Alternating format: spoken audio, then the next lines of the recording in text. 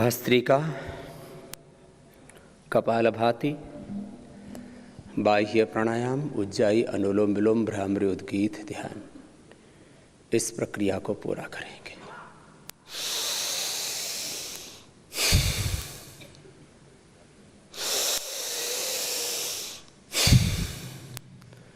ध्यान मुद्रा, वायु मुद्रा, शून्य मुद्रा, पृथ्वी मुद्रा, वरुण मुद्रा, शक्ति मुद्रा, अपान मुद्रा, एक साथ आप दो मुद्राओं का भी अभ्यास कर सकते हैं। जैसा आवश्यकता हो, जैसा आवश्यक हो, जैसी आवश्यकता हो, उसी प्रकार की मुद्रा का चयन कर सकते हैं। भस्त्रिका और कपालभाति हमने तीव्र गति, मध्यम गति और सामान्य गति तीन प्रकार से कहा। आयु और आवश्यकता के हिसाब से। तो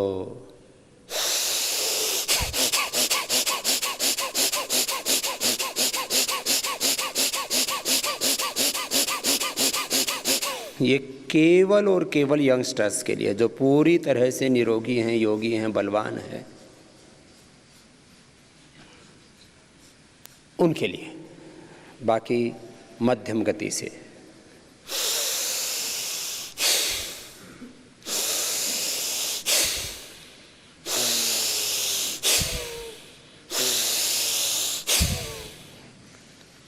जिनको उच्च रक्तचाप, हृदय रोग, हर्निया, कमर में दर्द, कमजोरी विशेष है, सामान्य गति से,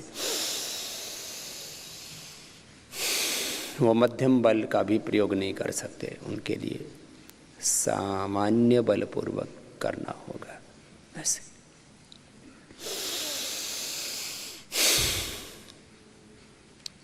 गति का चयन अपनी शक्ति के अनुसार करें, आवश्यकता के अनुसार करें।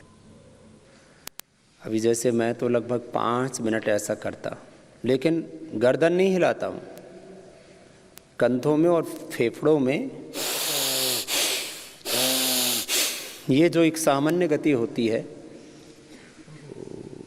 प्राण के प्रविष्ट होने से उतनी होगी। ऐसे गर्दन ऐसे से नहीं हिलाना, नहीं, गलत बात।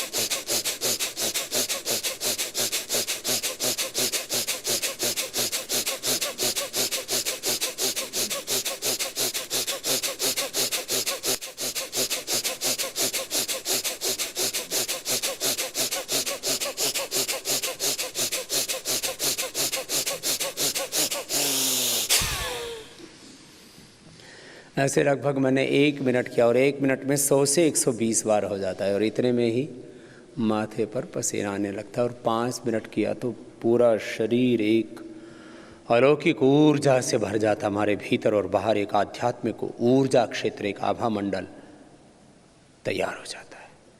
और ये प्राणिक ओरा, इसको अंग्रेजी में ओरा कहते हैं, हिंदी में या संस्कृत में इसको आभा मंडल कहते हैं। उससे हमारा पूरा अस्तित्व ज्योतिर्मय हो जाता है, तेजोमय हो जाता है, हम सत्व में प्रतिष्ठित हो जाते हैं। भस्त्रिका के बाद कपालभाति, ये भी 3 प्रकार की गति। तीव्र गति, जो पूरी तरह से योगी हैं, निरोगी हैं, उनके लिए। मध्यम गति, सबके लिए।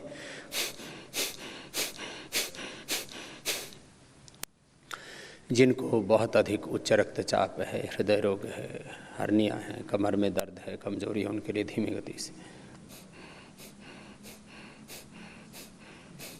गति का चयन अपनी आवश्यकता, आयु और अवस्था के अनुसार करेंगे सभी।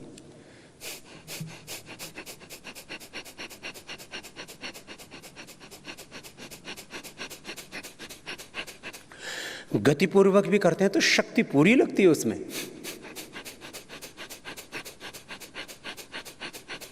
मध्यम गति, सामान्य गति,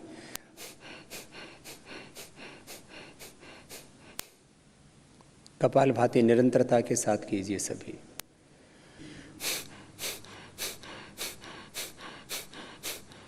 कपालभाति के बाद आइए एक बार बाह्य प्राणायाम कर लेंगे, एक बार उज्जाई, फिर थोड़ा अनुलोम विलोम करके भ्रामरी उद्गीत और ध्यान करेंगे।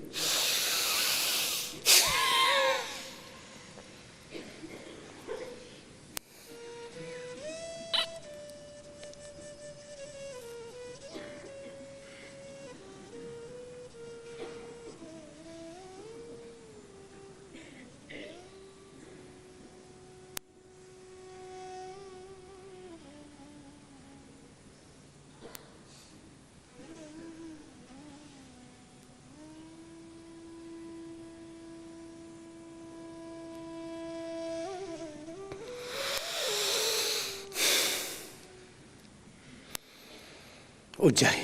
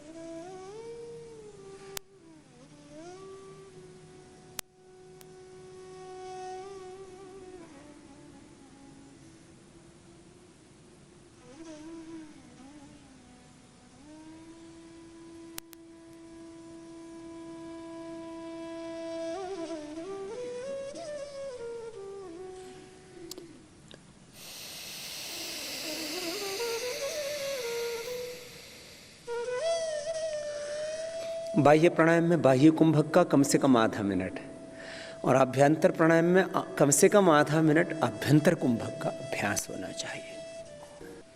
अनुलोम विलोम करेंगे।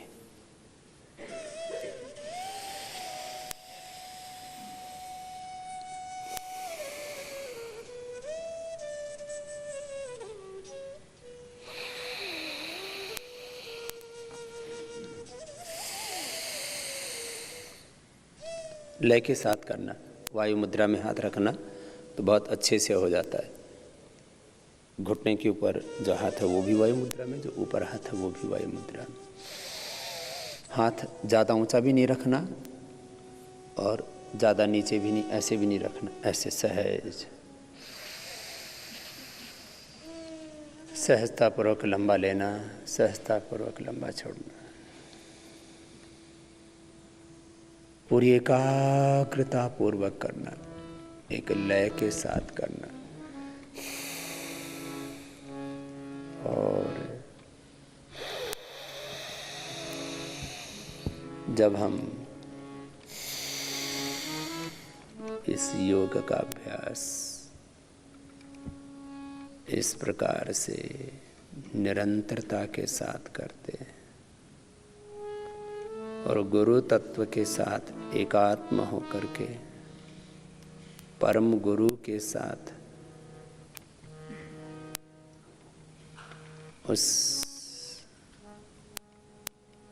जगत नियंता, सर्वज्ञ, सर्वशक्तिमान, सर्वाधार, सर्वेश्वर, सच्चिदानंद स्वरूप, सर्वव्यापक, अजर, अमर, नित्य, अविनाशी पूर्ण ब्रह्म के साथ जुड़ जाते हैं तो जीवन के सारे दुखों का अंत हो जाता है, सारे विकट से विकट संकटों का अंत हो जाता है, सारे रोगों से मुक्त हो जाते हैं, सारे दुख और दरिद्रताओं से, सारी दीनताओं से, सारे अभावों से मुक्त हो जाते हैं। अपने स्वरूप की पूर्णता और उस ब्रह्म की पूर्णता को अनुभव करने लगते हैं। आइए, पहली अंगुली माथे पर, शेष 3 आंखों पर, कान अंगूठे से बंद, मुख भी बंद, ओंकार का नाद नासिका से, और आज्ञा चक्र में मन का निग्रह करते हुए धारणा ध्यान समाधि संयम प्रज्ञालोक पूर्वक उद्गीत को नाद के रूप में जपते हैं तो ये नाद योग हो जाता है, भ्रामरी प्राणायाम।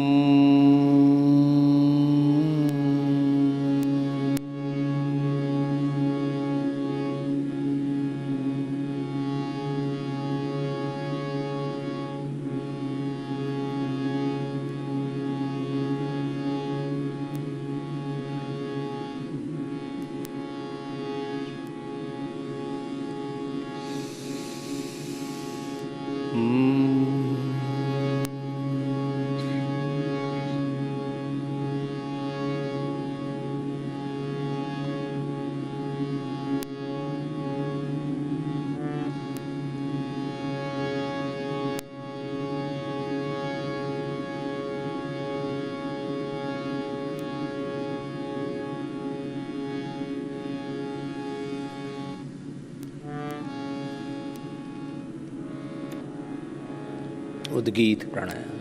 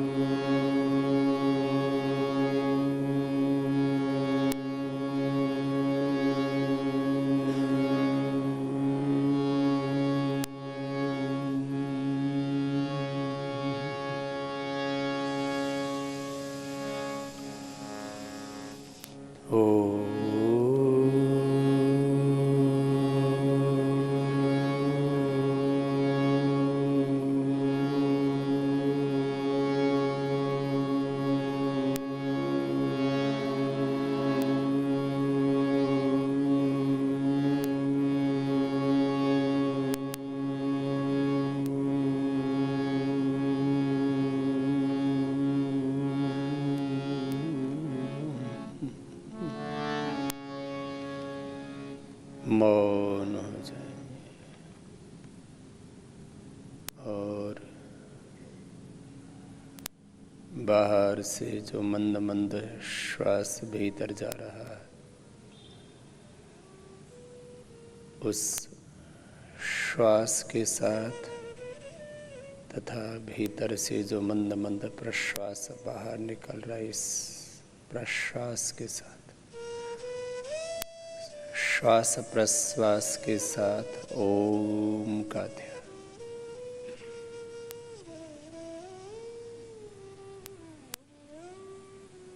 श्वासों पर मन को टिका लें अथवा नासिकाग्र पर, हृदय चक्र में, मणिपुर चक्र में, सहस्रार में, आज्ञा चक्र में, जहाँ अनुकूलता प्रतीत हो, अभ्यास हो, वहीं पर मन को टिका के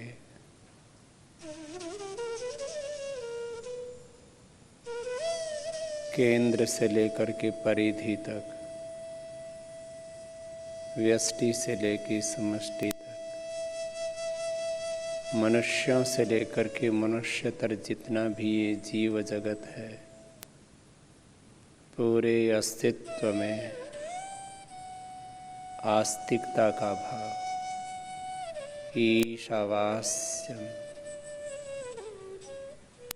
इदं सर्वं यत्किंच जगत्याम जगत। दोनों हाथों को ऊपर उठा लेते हैं, आपस में रगड़ते हैं। जैसे जैसे हम भगवान के साथ एकात्म होते जाते हैं, वैसे ही भगवान के दिव्य ज्ञान, भगवान के दिव्य प्रेम, दिव्य संवेदनाओं, भगवान के दिव्य कर्म, दिव्य पुरुषार्थ, दिव्य सामर्थ्य, दिव्य ऐश्वर्य के संपर्क में हम आते जाते हैं। यही है योग की महिमा, ध्यान की महिमा। और थोड़ी देर के लिए जो ध्यान करते हैं, फिर इसकी निरंतरता दिन भर बनी रहे, दिन भर ये ध्यान बना रहे कि मैं एक यंत्र मात्र हूँ, मुझ में संपूर्ण सामर्थ्य, चाहे वो ज्ञान का सामर्थ्य, भावनाओं का सामर्थ्य, कर्म पुरुषार्थ का सामर्थ्य, जितना भी जीवन का विविध ऐश्वर्य है, सब भगवान का दिया हुआ है। ये ध्यान निरंतर बना रहे तो ये ध्यान हमारा 24 घंटे का हो जाता है।